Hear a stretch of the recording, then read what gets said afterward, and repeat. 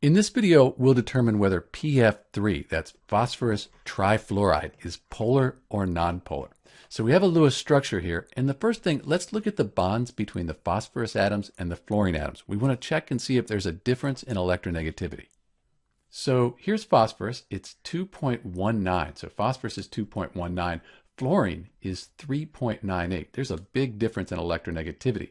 It's not quite great enough to be an ionic bond, but it's certainly a polar bond. So we know the bond between the phosphorus and the fluorines, each phosphorus and fluorine, that's a polar bond. Back at our Lewis structure here, what that means is these two electrons here in this bond, they're shared between the phosphorus and the fluorine.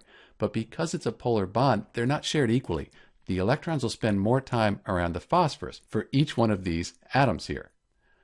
To really understand, though, if the molecule overall is polar, we need to look at the molecular geometry, how the fluorine atoms in this lone pair here spread out to give the molecule its shape. Let's do that.